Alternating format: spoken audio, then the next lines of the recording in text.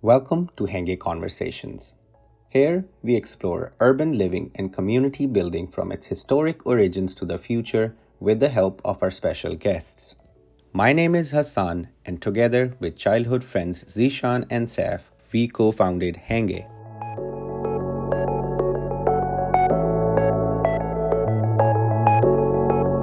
Today, we are very excited to have with us Tamer Soleiman. Tamer is a writer, producer, and filmmaker from Ottawa who recently worked on his independent film called The Great Disconnect.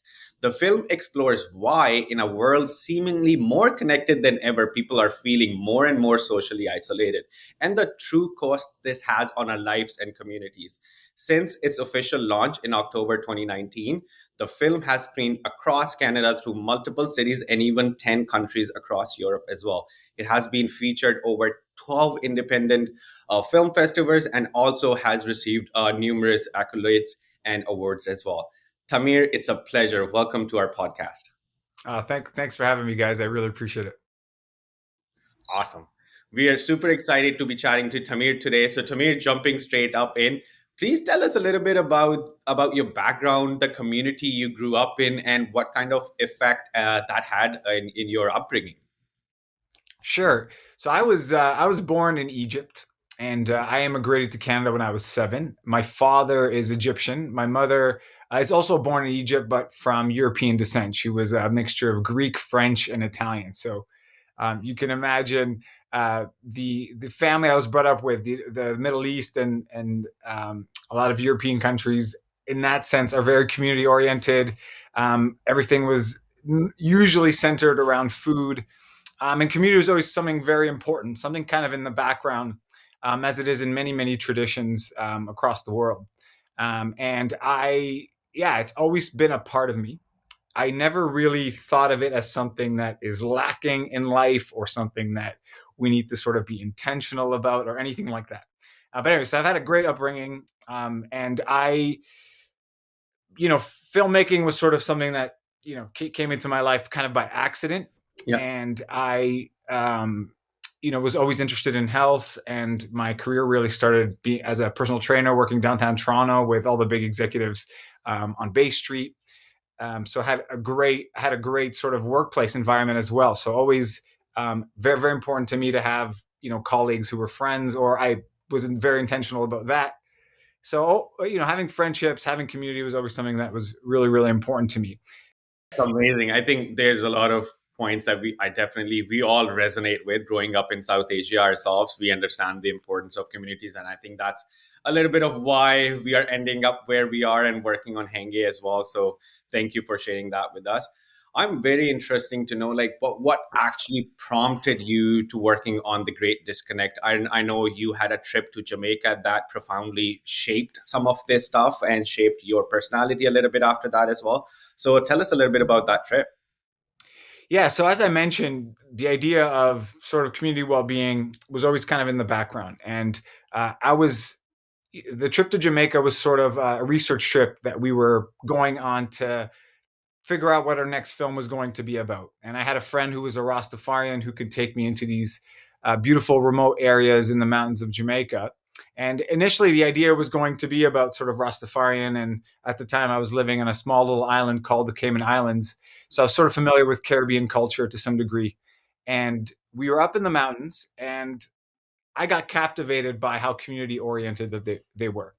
Everything else was really interesting. I mean, how they grew their own food, their culture, their music, always all very, very interesting. But what captivated me was their sense of community. And what really sort of got me thinking about community was really knowing that community has an effect on your longevity. So, whatever it was about that trip, there was an epiphany. We left Jamaica and we said, I think making a film on community would be really interesting. And the Jamaica piece was sort of that inspiration to then going into North America and saying, okay, so what are really the issues here? What's really, really important?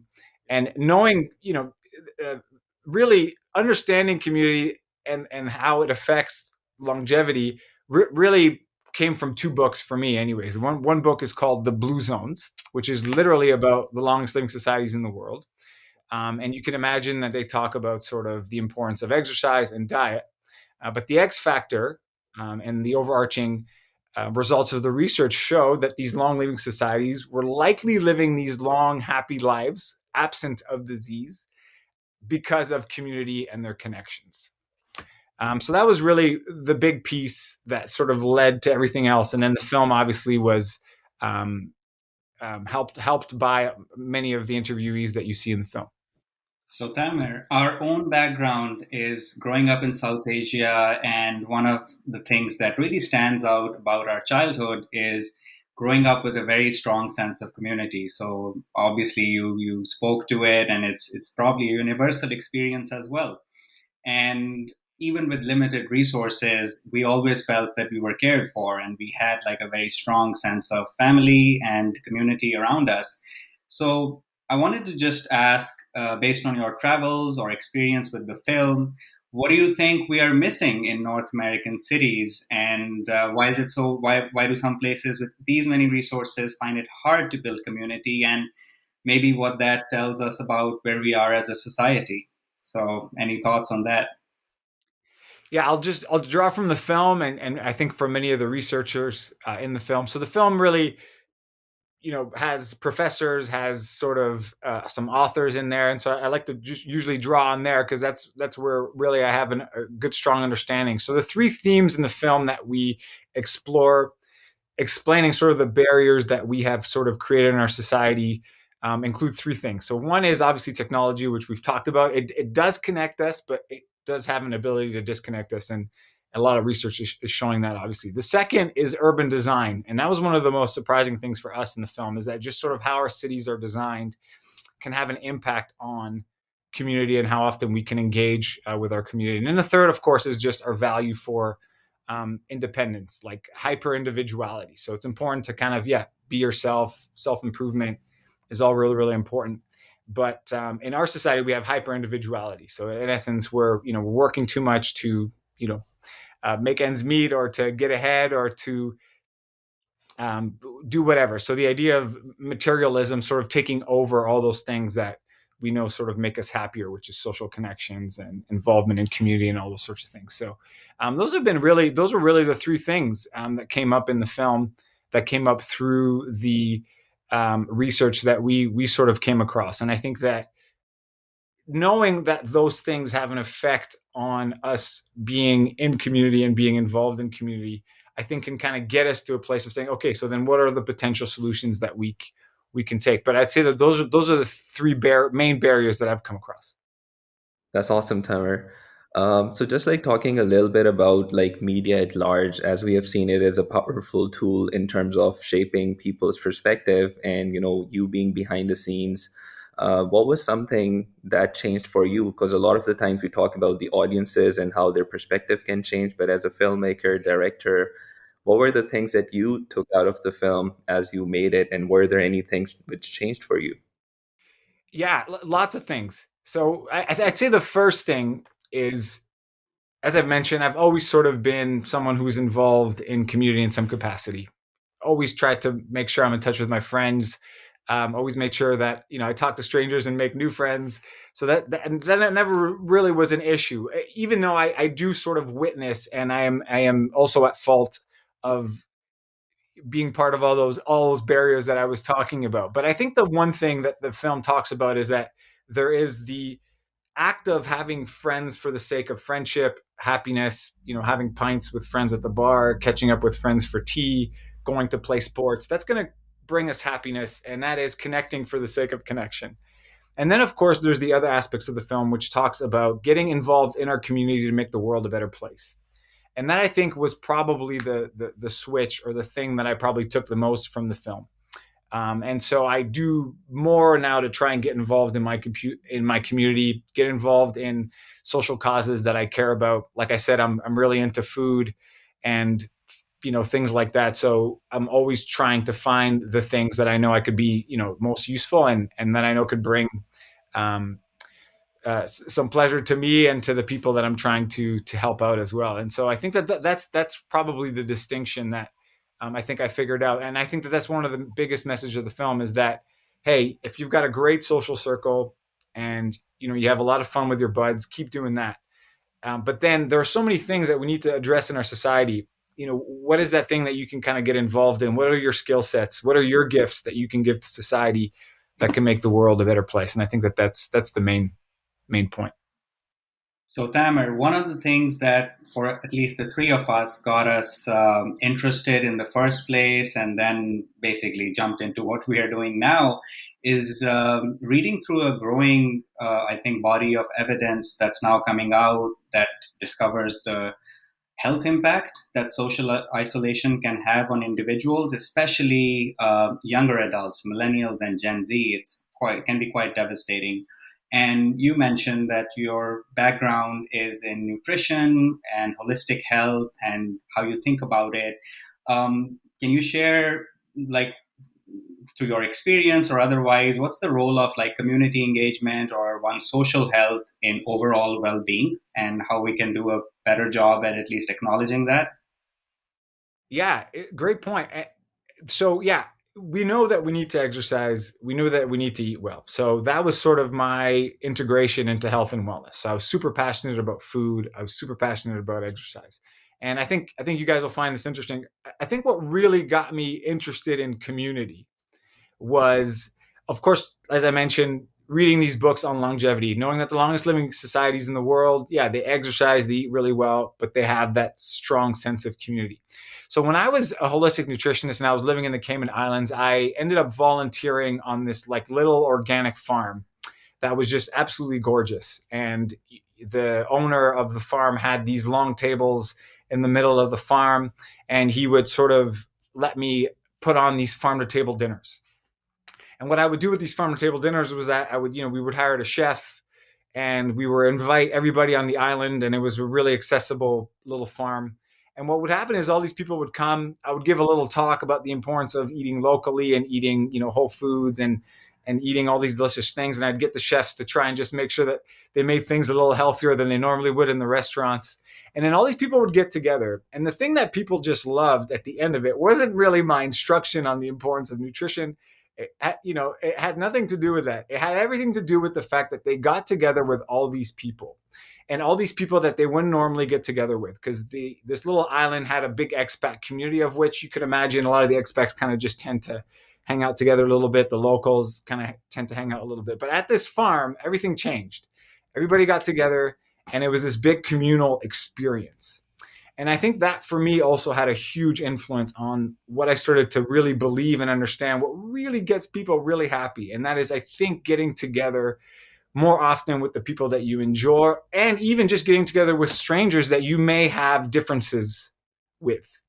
But as we talked about, Z had mentioned this concept of technology bringing us together, and it really does bring us together. But just think about it.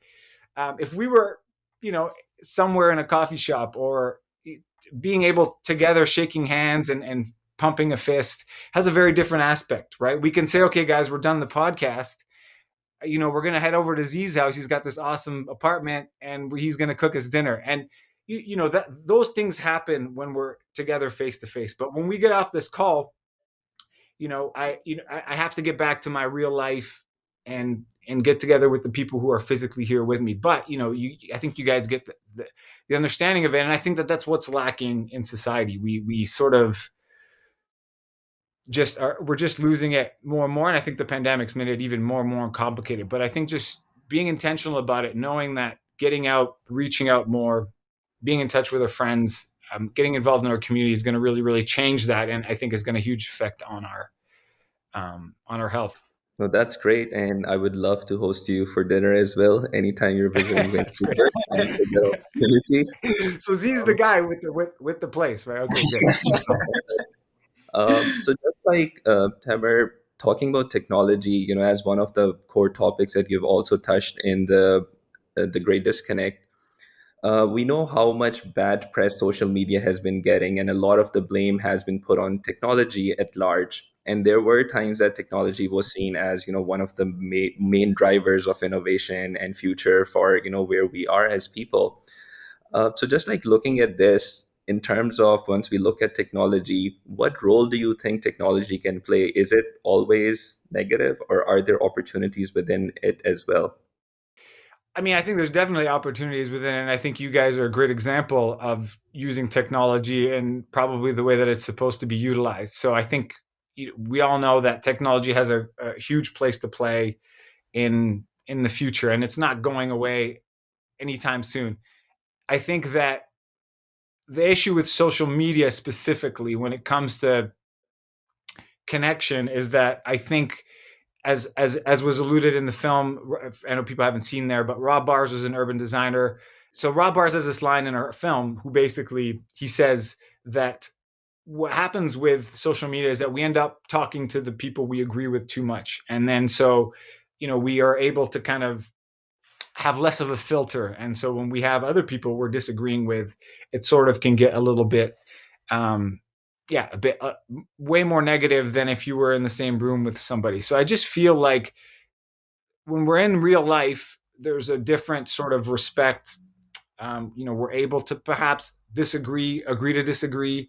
I think those things are a bit more prominent when we're face to face. And I think what social media has done is that I think the algorithms, the curation, I think all that stuff can sometimes be detrimental because we, end up not being able to see other people's differences or being able to sort of have that more human discussion with people. But I do think it has a huge role to play. It's not going anywhere quickly. It's been a huge, I mean, if you think about the pandemic, obviously, we've been able to reach out to family who, normally we would have the ability to go and see more regularly. So Another, I think, couple of themes that stood out for me in from your film was, I think one thing you mentioned was that balance between individualistic life and that community and social life. And then the other thing was around we as individuals, what role sort of we have in community, and like how can we better play that role, and what is that role? So I'm just curious, like what changed for you or what thoughts you have around these two themes after working on the film. yeah, I think it goes back to really just being intentional about our how we want to show up in our community. There's a great line in the film by Tara Grunwald who says, "Look at your life now, and if you're not happy with how socially connected you are, then make a plan." And I think that that's powerful because if you think about it, a lot of people are planning financially for their retirement. We're planning our days, we're planning our goals, we're planning our fitness goals, but yet nobody really plans, our community involvement and our social relationships. And I think we almost need to sort of be intentional about it. And I know it almost sounds like this other thing we have to do, but I don't think it's that complicated because I think evolutionarily we are designed to connect with other people. And I think that we just need to be more intentional about it. We need to understand the barriers that are causing us to sort of not getting out there and making that extra effort. One example I just want to make is that I live in a condominium. That's the poorly socially designed ones that the film alludes to. And it's complicated because I walk out, it's an empty hallway most of the time. It's COVID, we all have masks on. And I never hardly see anybody. But little things. So we moved in here last year, and for the Christmas holiday, we put a card in front of everyone's door, just because. How else were we going to really connect with people? We tried to be really not too invasive and just said, "Hey, we're neighbors at 202. We hope to meet at some point when the summer comes around. Hopefully, we'll be able to meet on the rooftop." And COVID was still complicated at the time, so it never really happened. But we did meet a few more people. I've got the WhatsApp of a few neighbors, and I think it's just those little things.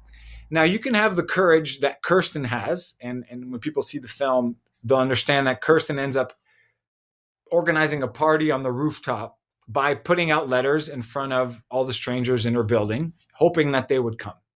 So I won't tell what people happen, but that's very, very courageous. Now, not everybody's gonna be as courageous or as extroverted as Kirsten is or as I am. But what's the littlest thing that you can do to sort of get yourself out of your comfort zone to make a new connection? I think is where people need to start thinking about. So, just following up on that, that's a great thought. And one of the things within our work that has come across is there is a general misunderstanding that people have between interactions and meaningful interactions, and they happen to be two different things. And there could be times where we are living in very dense urban environments where we could be having a lot of like human touch points, but they all feel very indifferent. Whereas meaningful interactions is something like you just said, which it takes probably a little bit of courage, it takes initiative, and it takes one to get out of their comfort zone at times. And with what we are building, I think that's a very core part of it in trying to make sure that there are things to catalyze such conversations. I'm just curious, so your movie was made and probably released at a very uncanny time, and you could something you couldn't probably have predicted. Right around the corner, we go into a global pandemic. There's lockdowns and all sorts of things happening. And now, unfortunately, where we stand after these years, we're probably looking at an extended period of isolation and some of that again in the near future. What are some of your thoughts on what people can do in, say, very little ways on how to like keep themselves motivated and just get a little bit out there and keep themselves involved at this time? So, anything you want to like help people out with, I think that's very meaningful for us as well. Yeah, no, that's great, Saif. I think in thinking of the film, yeah, I never would have thought it would have been launched and then the pandemic would have happened a few months later. And it's pretty amazing what has happened. And one of the things I always say is that if you had strong social connections prior to the pandemic, then you most likely were able to sort of, kind of get through it a little bit easier than someone who, let's say, really didn't have any strong social connections prior to the pandemic hits. Maybe they've struggled more. I don't mean to make a blanket statement. It could be very, very different. And in some instances, we've heard it's actually pushed people to actually reach out even more and be reflective of the fact that they weren't socially connected and they kind of got lost a little bit in the fast-paced life that we're living in. So it's a very different scenario for everybody. But I think the ultimate message is keep reaching out, keep trying, keep connecting with the people that you love as often as you can. When the restrictions are lifted, do your best to try and go see who you want to see. I recently spoke to a woman who has a very large family, and over the pandemic said that she was able to kind of still be with her parents who are aging and her brothers and sisters who have kids, and they managed to sort of navigate all the different restrictions that were happening so that they could see each other. And their mother, unfortunately, got ill and passed away. And she just said, I'm just so grateful that we sort of made sure that we kept in touch and saw her as often as we could. Maybe we broke the rules at time. But in the same sense, she talks to people who say, I haven't seen my parents in 2 years. I haven't seen my extended family in however long. And just think how difficult that would be if you lost somebody and you hadn't seen them, or you didn't make the effort to be in touch as much as you would. And I think that falls on you, right? In essence, like we all sort of intuitively know, like, how am I doing? Am I really reaching out as often as I should be? We all sort of know this intuitively. And I think it comes back to that line by Tara Grunwald in the film who says, make a plan if you're not happy with how your social connections are unraveling. I think that's a great thought. And I think another thought, thank you for passing that on to us and the wider audience, is being intentional with our efforts. I think that I'm going to definitely take away from this chat with you is being intentional with all that we do with our neighbors and community. I think that can have wider effects and really make small differences. It doesn't need to be big things we do, just small things that we can do. But being intentional with it, I think, can go a long way. So I think considering that, I think another just one area I would love to explore is like I know your film explores the idea of community breakdowns a little bit in our densely populated cities and stuff. In your day-to-day life, I'm curious, like what examples of that breakdown affects you the most, and are there any things that we can do about it? I think that the fact that the ease of seeing people, I think, is probably the thing that bothers me the most. So I've had usually the tendency to kind of pop out relatively easily and say hi to people and be able to go see some friends who live not too far. from where I am. And I think that's probably been the most difficult. And even when the restrictions did lift and you're trying to reach out to a friend to meet somewhere for coffee or tea or for a pint or something, and they're still sort of maybe a bit more apprehensive than you are, even though the restrictions have been lifted. So just all of that, I think, probably has been the most complicated. I also just find, yeah, the design of my building makes it really complicated because you rarely see people sort of on the boardwalk. So I live in a very walkable area, so I shouldn't complain too much because I do come across people who have a lot of dogs, and you're able to have sort of small chit chats, but it doesn't go any further than that. And I wish that it was a bit more communal in essence, where I could just see people more often. But for the most part, everything else is okay. I think it's just the idea that I just can't see people as easily as I would like to. Has probably been the most difficult. And so just like everybody else, I get a little bit too comfortable. And I just kind of chill at home a little too often. Yeah. So just as a follow-up to that, just wondering what are like the top three things in your perspective that we as a society and individuals can do to help support better and more interactive communities, which can help support, working and resolving the issue of social isolation. I think be very, very intentional about community. Just know that it has a huge impact on your health and well-being.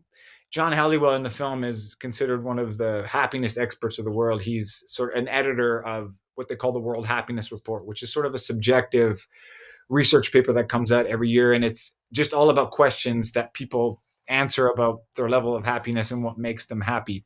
And one of the things he ends up really finding out is that the more you can get out of your comfort zone. So even if your comfort zone is really good, get out and meet more people, connect with other people, connect with people who are different from who you are.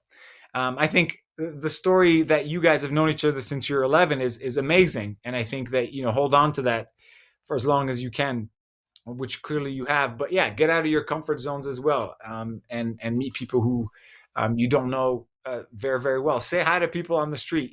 John Halliwell ends up saying that if you're in an elevator, an elevator can sometimes seem like a prison sentence, and we're like really uncomfortable in elevators, especially today too with the mask. So just say hi to people on the elevator. Say hi to someone when you're walking on the street.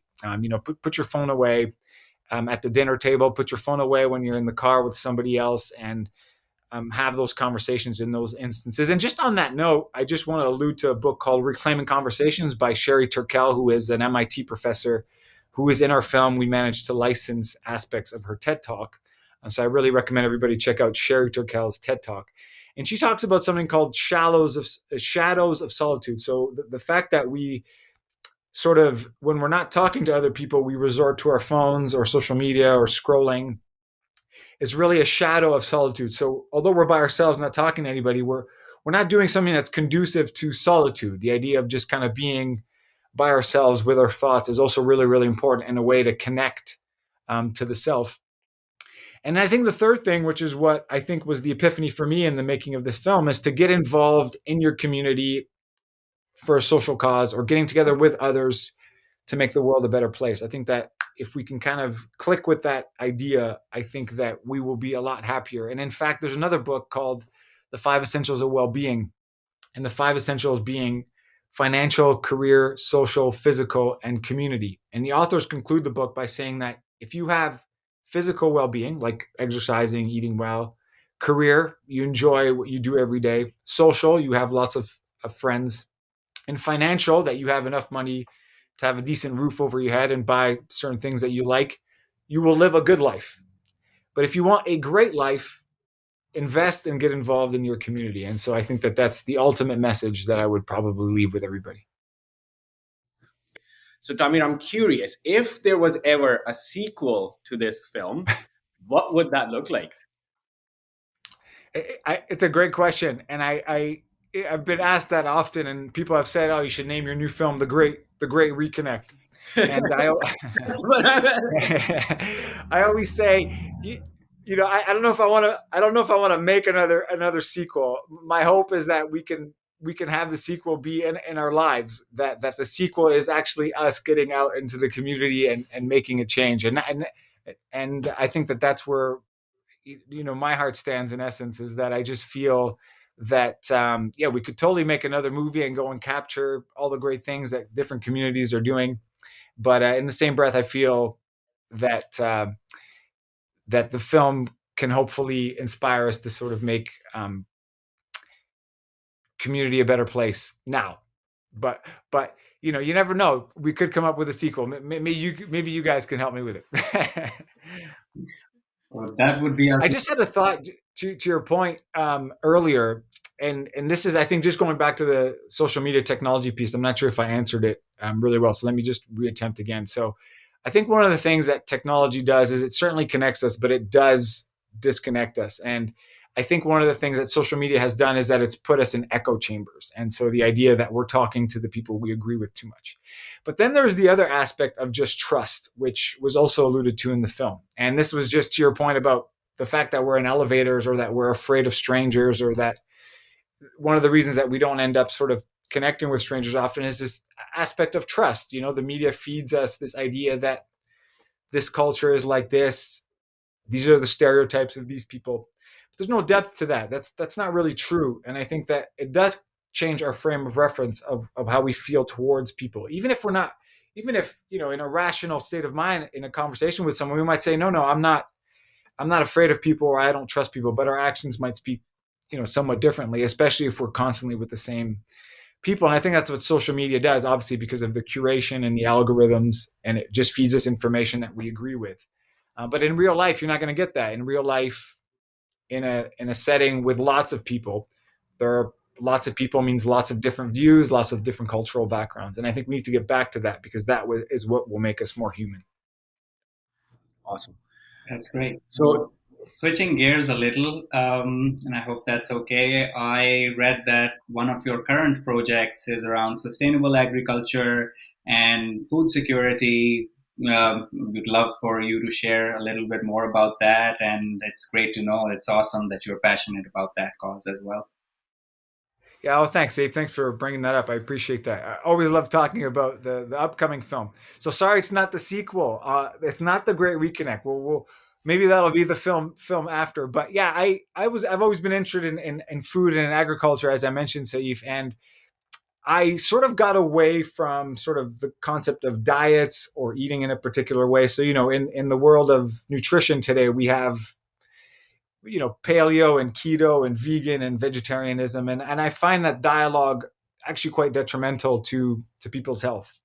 But what I am interested in is sort of where our food comes from. So I believe that you can actually eat everything, but the idea of locality and how it was grown and who it was grown by, and whether the people who grew that food were paid fairly. And my new film is at the moment called Farming the Next Generation, and it's just the idea that we really need to be supportive of the farming community that surrounds us and that feed us. Because as we saw with COVID, the words food security and food sovereignty really came up in essence during the pandemic, because we realized that in a crisis, food can become inaccessible. And I know we think that it's always going to be at the grocery store, but we saw a glimpse that might not happen. And so we have to really start thinking about our farmers and the people who grew our food. And so the film is about the new generation of farmers who are coming up, and why they're choosing farming as a profession. And by farmers, I mean, very highly intelligent, a lot of the times very activist about food and why they're doing it. So, they're choosing that profession, even though it's a very difficult profession, and one that, could really leave them economically strained, are doing it for reasons, that I've talked about, the importance of feeding healthy food to society, but also because it has huge impacts on the environment and climate change. So they are important people in our community that we need to start reaching out to and being supportive of. That's amazing. Good luck with that. We're excited. Thank you. So, I mean, community building and creating connected communities has always been important. But I think ever since the pandemic, it is not only important, it's also urgent for us, so that we take care of this and we actually trend in the right direction in this aspect. So all of this all of the work that you're doing around community building, or your projects around sustainable agriculture and farming, How can people get in touch with you to view all this wonderful work that you're doing? And also, like, how can we help you spread this message far and wide that this is what we need to all be looking into and focusing on in our day-to-day lives? Well, thanks for asking that. Well, people can find the film and some information about the film at thegreatdisconnectfilm.com. You can subscribe there. You can find out about screenings, and we have some content there to learn more about the film and sort of the making of the film. I have my production company is called March4thcreative.com, and that's me and my wife Sarah, who is a huge part of this film, by the way, as well. And she we're partners in that film and partners in producing the new film that Saif I just asked about. And yeah, you can find me on both websites. So thegreatdisconnectfilm.com and March4thcreative.com. You can subscribe and just keep up to date with some of the films that we're producing and learning that way. Awesome.